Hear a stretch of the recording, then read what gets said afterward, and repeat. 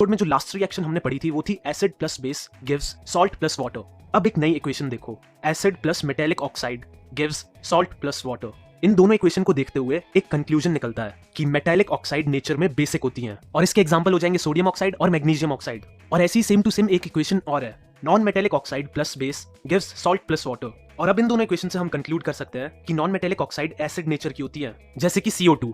अब थोड़ी इंपॉर्टेंट बात करने जा रहा हूँ। देखो भाई, इतने सारे एसिड हैं, तो कोई नेचर में बहुत ज्यादा एसिडिक होता है तो कोई कम एसिडिक होता है। अंग्रेजी में बोले तो कोई स्ट्रॉन्ग एसिड होता है तो कोई वीक एसिड होता है, और ऐसे स्ट्रॉन्ग बेस और वीक बेस भी होते हैं। तो कोई एसिड कितना स्ट्रॉन्ग है या कोई बेस कितना स्ट्रॉन्ग है, इस चीज को मेजर करने के लिए एक स्केल बना रखा है। तो हर एसिड और बेस की एक pH वैल्यू होती है और उस वैल्यू से पता चलता है कि वो एसिड कितना स्ट्रॉन्ग है या वो बेस कितना स्ट्रॉन्ग है। ये जो pH स्केल है ये 0 से 14 तक है, यानी कंपाउंड्स की pH वैल्यू 0 से 14 के बीच में होगी। 0 भी हो सकती है और 14 भी। आगे सुनो, इस स्केल का मिड पॉइंट है 7। तो अगर किसी कंपाउंड की वैल्यू 7 के लेफ्ट साइड में है यानी 0 की तरफ है तो वो एसिड है, और अगर इस तरफ है यानी 14 की तरफ तो वो कंपाउंड बेसिक है। और अगर pH वैल्यू 7 ही है तो वो न्यूट्रल कंपाउंड है, ना एसिड ना बेस। एक और बार रिवाइज करते हैं, 0 से 7 एसिड, 7 के बराबर न्यूट्रल और 7 से 14 बेसिक।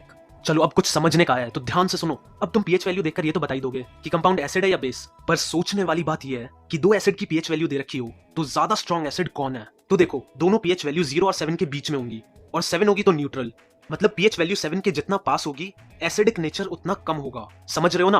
मान लो किसी की pH वैल्यू है 6.9, हुआ तो वो एसिड ही, पर 7 के इतने पास है तो वो वीक एसिड हुआ ना। तो pH वैल्यू 7 से जितना दूर होगी उतना ज्यादा स्ट्रॉन्ग एसिड होगा, या ये बोल लो कि pH वैल्यू जितना 0 के पास होगी उतना स्ट्रॉन्ग एसिड होगा। और सेम टू सेम बेस की कहानी है, जितना 7 से दूर होगा उतना ज्यादा बेसिक होगा। और बेस की दूर वाली साइड कौन सी है? 14। तो 14 के जितना पास होगा उतना स्ट्रॉन्ग बेस होगा। समझ गए? चलो फिर एक क्वेश्चन करते हैं। दो कंपाउंड है हमारे पास, A और B। A की pH वैल्यू है 4 और B की है 1। तो पहले तो ये बताओ, A और B एसिड है या बेस?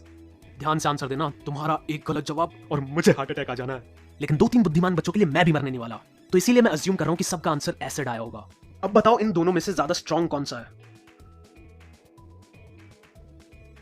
तो भाई जवाब है B, जिसकी pH वैल्यू थी 1।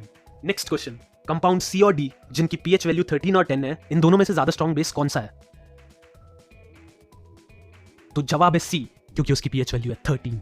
अब सुनो थोड़ी दुनियादारी की बात। जो स्ट्रॉन्ग एसिड होते हैं वो बहुत ही डेंजरस होते हैं, उनका डायरेक्ट कांटेक्ट तुम्हारी स्किन जला सकता है, इसलिए एसिड को डाइल्यूट करा जाता है। अब डाइल्यूट का क्या मतलब है? एसिड डाइल्यूट करना एक प्रोसेस है जिसमें एसिड को धीरे धीरे वाटर में ऐड करा जाता है, और ये एक एक्सोथर्मिक प्रोसेस है। याद है ना? यानी हीट निकलती है। याद रहे, हमेशा वाटर में एसिड ऐड किया जाता है, कभी भी एसिड में वाटर ऐड नहीं किया जाता। अगर दूसरा वाला काम करोगे तो बड़ा पछताओगे, क्योंकि इसमें बहुत हीट रिलीज होती है, एसिड उछलकर बाहर भी आ सकता है। इसीलिए हमेशा वाटर में एसिड डालो। और हम कॉन्सेंट्रेटेड एसिड को डाइल्यूट इसलिए करते हैं क्योंकि वो कंपैरेटिवली बहुत सेफ होता है यूज करने के लिए। तो गाइज आज के लिए बस इतना ही, मिलते हैं अगले एपिसोड में।